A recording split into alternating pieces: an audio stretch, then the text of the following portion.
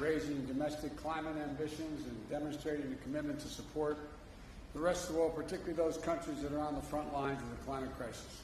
Today I spoke with leaders of forested nations, island nations, developing countries. My message to them was the United States is going to be their partner as we meet this climate crisis. And I want to thank the United Kingdom and Prime Minister Johnson for hosting us, hosting the world at a critical moment, as well as I met with Prince Charles, who's put together a very significant operation over the last 6-7 years, trying to bring in the private sector to work on a number of these issues. Glasgow must be the start, as I'm tired of hearing me say it, but a decisive decade of action so we can keep the limit of 1.5 degrees within the reach of us and the rest of the world. We have to keep accelerating our progress. Today's agreement by more than 100 countries, representing 85% of the world's forests, to halt and reverse deforestation by 2030, is a great example of the kind of ambition we need, and the United States is proud to have initiated and supported it. For our part, the United States is going to keep raising the ambition and delivering the goal that we are reducing U.S. emissions by 50 to 52%, as Secretary Kerry's talked about, from the 2005 levels by 2030. This decade, we have to make significant progress. And by the way, I might note parenthetically, I can't think of any 2 days or more has been accomplished dealing with climate than these 2 days. Overall, in the past 2 days, I've announced a series of initiatives that are going to make sure we hit the target of including today 2 new rules to reduce methane losses from new and existing oil and gas operations and from natural gas pipelines. Thanks to the effort of our joint effort with the EU, we've grown global methane pledge. Remember, I raised it when I spoke to the United Nations from 9 countries signing on to that pledge in September at the United Nations. More than 100 countries have signed on. It's about half the world's methane emissions, 70% of the world's global GDP. We made commitments to promote climate-smart agriculture, spur innovation, catalyze private finance for a clean economy, and to drive high-standard, clean, climate-resilient infrastructure through the Build Back Better initiative. We had a great meeting today where we sat and talked about the whole focus of my Build Back Better initiative, which is adopted by the G7, was that everything should be focused on, as we help with the infrastructure of the rest of the world, which needs it badly, focused on climate. The example is that you build an oil well, if you build a gas or oil refinery, you're going to have that for the next 30 years. Well, why not invest now if we're going to provide for the help for nations in solar capacity or wind capacity? So the point is, although we also brought through the new President's Emergency Plan for Adaptation and Resilience. We called it, I'm getting tired of acronyms, I have to admit to you, but it's called a PREPARE. We're going to support climate adaptation efforts of more than 500 million people worldwide. We also released our overall long-term strategy that outlines how we'll get to net zero emissions by 2050. You know, we know that this must be a whole of society effort. I'd also want to thank the representatives from the private sector and from labor and philanthropies, civil societies who are dedicating themselves to the climate action efforts we're all making here. That leadership, together with action by state and local and tribal governments, has been essential in the United States. That's why, despite the previous administration's pulling us out of the Paris Agreement and refusing even to acknowledge there was a climate crisis, we still brought down emissions during that period. I also want to acknowledge the passion and power of the young people and the activists who are doing such vital work to remind us of our moral obligation to future generations. But look, as I said yesterday, it's not just a moral imperative, it's an economic imperative as well. Investing in our clean energy future is an enormous opportunity for every country to create good-paying jobs and spur a broad-based economic recovery. As I've said, you've heard me say before, and my colleagues as well, when I think of climate crisis, I think of jobs. And that's what the Build Back Better framework will do for the American people. It's going to bring historic investment in clean energy, addressing the climate crisis. It's going to cut greenhouse gas emissions by well over a gigaton by 2030. It's going to save consumers money on their energy bills, with tax credits for things like installing solar panels and weatherization of their homes.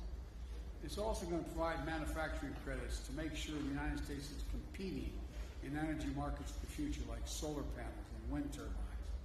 It's also going to accelerate electric vehicles and electric school buses and build a nationwide network of 500,000 charging stations to power them. It's about jobs. It's about competitiveness versus complacency. It's about making the world safer, cleaner, healthier, a place for our children and children all around the world to look to the future in a way that they can't now. And so there's so many other things that have happened today that I feel good about.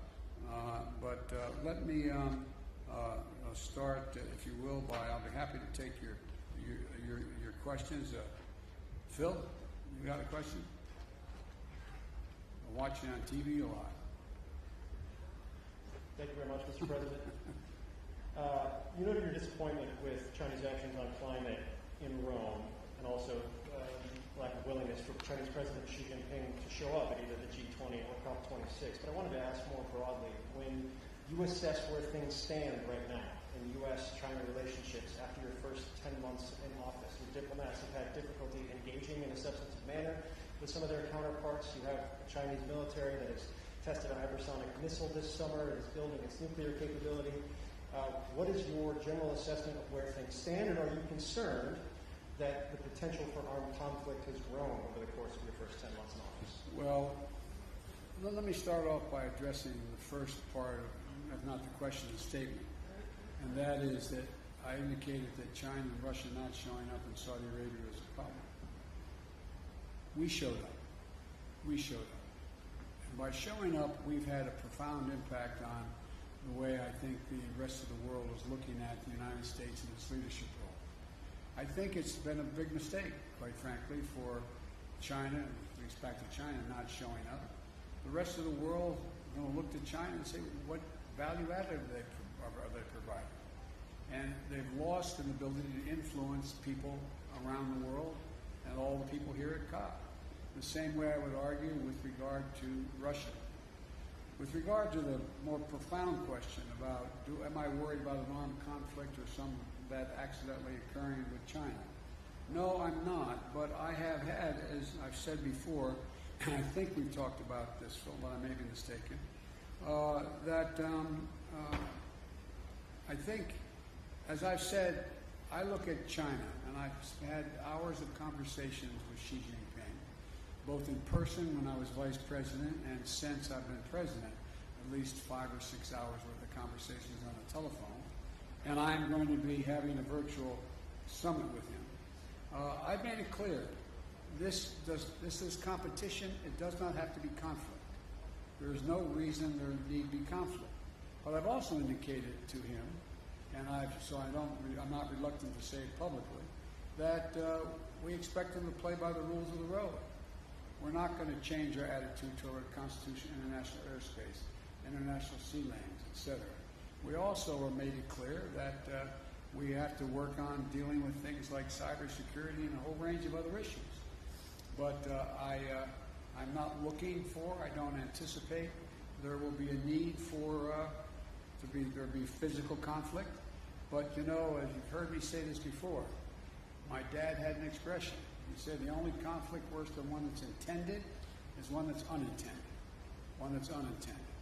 And so in my meetings with him virtually coming up, I might have to set the exact date yet, I want to make sure there's no misunderstanding. It's competition, not conflict, and so there's no unintended. Yeah, Peter? Mr. President, you're touting on this visit your $1.75 trillion plan that includes climate, but your party is still not united behind it. Senator Joe Manchin yesterday called it budget gimmicks, shell games, and a recipe for economic crisis. Today he said he never signed off on the framework. So do you have a specific commitment from Senator Manchin to support your Build Back Better bill, yes or no, and how do you respond to those criticisms? And I have a quick follow-up. Number one, I'm not going to talk about the specifics of my conversations. He will vote for this if we have in this proposal what he has anticipated, and that is looking at the fine print and the detail of what comes out of the House in terms of the actual legislative initiative. I believe that Joe will be there. With regard to the issue of whether or not he thinks that he's worried about this being inflationary or going to be negative impact on the economy, I think that I've made it clear to Joe, and will continue to, and we will, that as I've apologized for repeating, Peter, but 17 Nobel laureates on economics said it's going to lower inflation, raise wages, increase competition, create 2 million jobs a year, et cetera. And so I think that I understand that Joe is looking for the precise detail to make sure nothing got slipped in terms of the way in which the legislation got written that is different than he acknowledged he would agree to. But I think we'll get this done. You mentioned the word inflation there. You recently said you have no short-term answer to bring down gas prices. But as you know, it's not just gas prices now. Rents are up. The cost of everyday items are up. Inflation in the U.S. is at a 13-year high. So when specifically should Americans expect those prices to come down? Well, look, first of all, the significant reason why prices are up is because of COVID affecting the supply chain. I mean, I know I'm not trying to be instructive. I know you know this. Number one. Number two, if you take a look at gas prices and you take a look at oil prices, that is a consequence of, thus far, the refusal of Russia or the OPEC nations to pump more oil. And we'll see what happens on that score sooner than later. Number three, I think if you take a look at what we're talking about, you look to this coming Thanksgiving. We're in a situation where we find that we are in a very different circumstance. Last Thanksgiving, as I said, this year we're working on a supply chain issue. Well, last Thanksgiving, I sat down with my wife, my daughter, and my son-in-law. This Thanksgiving, we're all in a very different circumstance. Things are a hell of a lot better, and the wages have gone up higher, faster than inflation, and we have generated real economic growth. It doesn't mean these dislocations aren't real. They do affect people's lives. For example, one of the reasons why I decided to talk about the need to deal with the operation and the gouging that occurs in some of the pricing of beef and chicken and other things is that that's why I think that's why I indicated to you we're going to look at whether or not there's a violation of antitrust laws and what they're doing. So there's a lot to look at, but the bottom line is that I think and anyone who would prefer, as bad as things are in terms of prices hurting families now, trade this Thanksgiving for last Thanksgiving.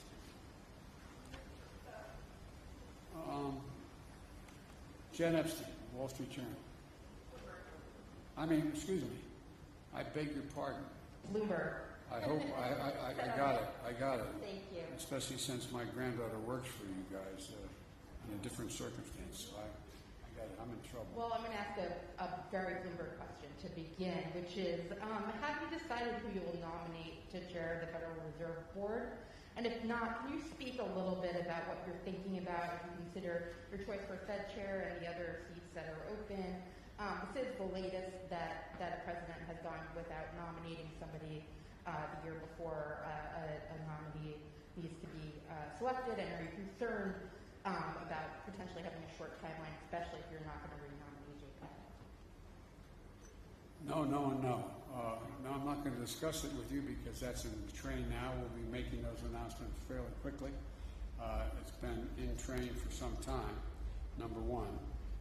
Number two, I also would indicate that I think we're going to have plenty of time to make sure all the major nominees are able to be cleared in time, that where the terms would expire. And number three, I've given a lot of thought to it. And I've been meeting with my economic advisors on what the best choices are. We've got a lot of good choices, but I'm not going to speculate now. Nancy, CBS? I think you had your hand up. I'm sorry. Did you? Thank you very much, Mr. President. Some of the commitments you made here won't happen unless Congress passes future legislation. How do you convince Republicans and even some Democrats to get behind more spending if they look at this conference and say, China isn't meeting these global goals, Russia doesn't intend to meet these global goals, India doesn't plan to, why should we? Because we want to be able to breathe and we want to be able to lead the world. Look, I mean it sincerely. I think, presumptuous of me to say, talk for another leader, but the fact that China, trying to assert, understandably, a new role in the world as a world leader, not showing up, come on. The single most important thing that's gotten the attention of the world is climate. Everywhere. From Iceland to Australia, it just is a gigantic issue. And they've walked away. How do you do that and claim to be able to have any leadership now? Same with Putin and Russia. His tundra is burning. He's in the literally the tundra is burning. He has serious climate problems. And he is mum on the willingness to do anything. And so I genuinely believe, and I mean this from the bottom of my heart, when I said at COP7, at the G7, that America was back, people wondered whether, well, is that really true? Well, we were able to change the dynamic of a lot of things coming out of the G7. I think what I'm about to say sounds awfully self-certain. 2 world leaders came up to me today and said, thank you for your leadership. You're making a big difference here. You're moving people. I think you and I talked about that, John, with one of the folks talking to us.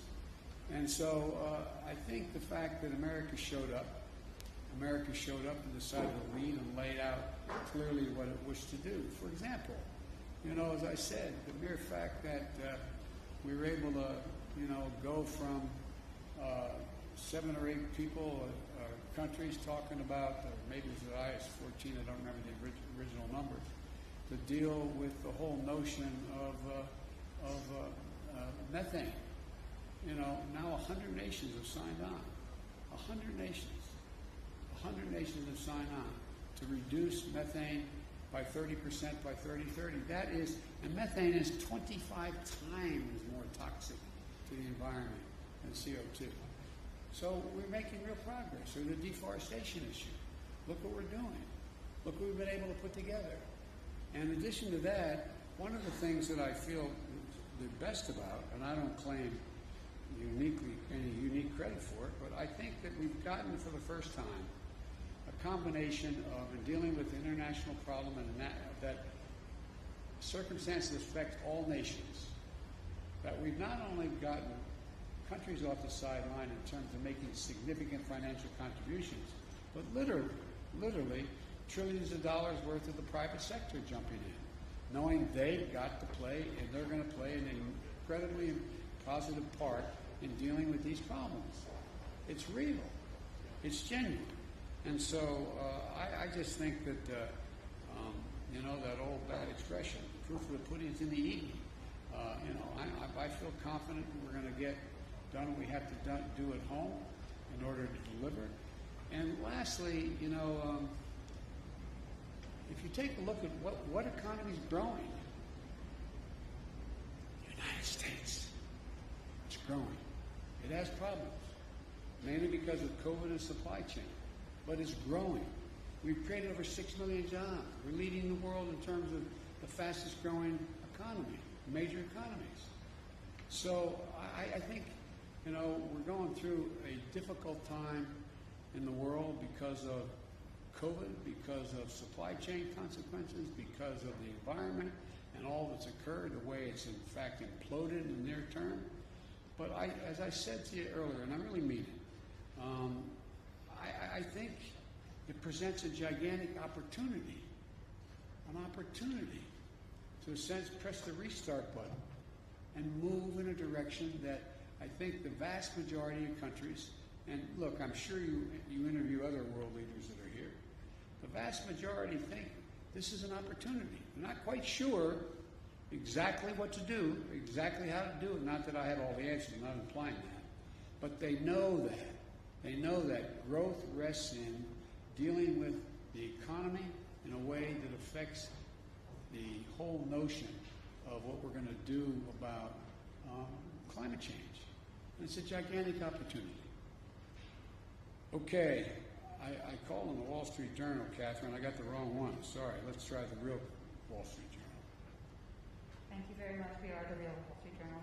Mr. President, you tweeted earlier asking Virginia and New Jersey residents to vote. Democrat Terry McAuliffe is struggling in a state that you won by 10 points. Do you see his problems as a rebuke of your presidency, and could this signal your real losses for Democrats in the midterms? We're going to win. I think we're going to win in Virginia. And you know, you're reporting it being close. The race is very close. It's about who shows up, who turns out. And granted, I did win by a large margin. But the point of the matter is that I think that this is going to be, we all knew from the beginning, it's going to be a tight race. And it is tight. And it's going to get down to turnout.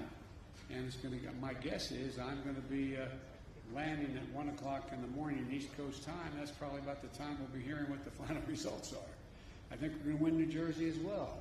But look, you know, the off year is always unpredictable, especially when we don't have a general election going on at the same time. That's been the case up and down, you know, for a long time, especially as Virginia's turned more and more blue. But having said that, I don't believe, and I've not seen any evidence that whether or not I am doing well or poorly, whether or not I've got my agenda passed or not, is going to have any real impact on winning or losing. Even if we had passed my agenda, I wouldn't claim we won because Biden's agenda passed. So, but I think it's I think it's going to be very close. I think it's going to get down to, as you all know, turnout. And I think that based on what I have heard so far, it's awful hard for me to be prognosticating, which I don't like doing as president anyway, from overseas. But I think, I hope that every eligible voter in Virginia and New Jersey shows up and votes. And the more we do, the better off I think our chances are. I think we're gonna win. Okay. All right. NPR. Scott?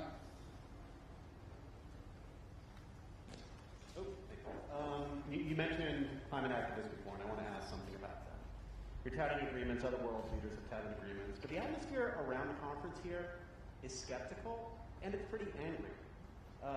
Climate activists feel like decades and decades of COPs have led to broken promises, and they feel like even if all of these goals are reached that you're talking about the last few days, it's just not enough right now. And I'm wondering what you would say to the people outside who are really angry at this conference, especially at this moment, where Joe Manchin has expressed, has created more doubt that your climate legislation will pass, and you've got a very conservative Supreme Court about to take a look at whether your EPA can regulate greenhouse gas emissions. What's your message to people outside who just worry this all isn't enough right now, given the crisis? Well, first of all, I think anyone who is focused on the environment should be worried. We've got a lot more to do beyond what we've done. We've done more than we've ever done, though. That's the point. And more has to be done. And I don't find, I didn't have a single member of this conference come up to me and say, are you going to pass what you have, and what do you think how's that going to affect it? What are you going to do? What they're looking at is what in fact has happened in terms of everything from dealing with deforestation to what we're going to do on Build Back Better and how we've been able to focus now. I mean, when's the last time you heard world leaders sit down together and agree that what they're going to do is when they deal with the needs of the infrastructure of other countries, that they're going to focus first and foremost on whether or not what the climate impact is on that. So I think, look, this is there's a reason for people to be worried. I'm worried. I'm worried if we don't continue to move forward and make the kind of progress we're now making, that it's going to, we throw into jeopardy the prospect that we're going to be able to keep the temperature rising above 1.5 degrees Celsius. But I'm optimistic because I think there's how can I say it? I guess maybe the best way to say it, Scott, is what I feel is that the populations of each of our countries have a different perspective than they did at COP25. I think there is, not because of necessarily any of the leaders of any of our countries, including mine, that all of a sudden people are seeing these things happening they never thought would happen. They're seeing people drown in their basements in Queens, New York because of flooding and rain. They're seeing that, more territory burned down in the United States just since the first of the year than it makes up the entire landmass of the state of New Jersey.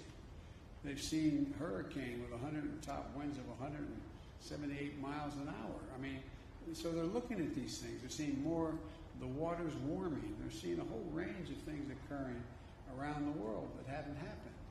And it's sort of like, whoa. Because I don't get what I used to get when I started there's no reason why anyone would remember this. But back when a fine Republican, a guy named Dick Lugar, was from the state of Indiana, and he and I were either the chairman or ranking members of the Foreign Relations Committee. This is over 20 years ago. We ended up proposing, and it worked, but it got no enthusiasm, a thing for debt for nature swaps. People looked at us like, what in the hell are you doing? Why are you forgiving the debt so Brazil won't, burn down more of their forests? Why are you doing that so they will do? Now, everybody goes, whoa, what else can you do? What else can you do? So I think there's a whole different attitude that's out there. And I think this is being led, I'm not being solicitous here, I think this is being led by, my granddaughters and their friends, that generation. I think they're out there going, whoa. And they're having a profound impact. Having a profound impact on their parents and their grandparents about what's happening. And then all these climactic and climactic things have happened that people are now paying attention like they never did before. So, there's a lot more to do, and it's going to determine whether or not we're going to be able to fund what we're talking about. But, for example, even if the funding didn't come from some of the governments, you have the private sector now engaged where they're talking about investing, literally the need to invest over trillions of dollars off the sidelines. It's bankers that are now deciding they got to. I talked a long time ago with you all about that you have major corporate America pricing in the price of carbon. It matters. So things are changing. We just have the right stewardship and enough sense as world leaders to get it right. So thank you all so very much. Appreciate it.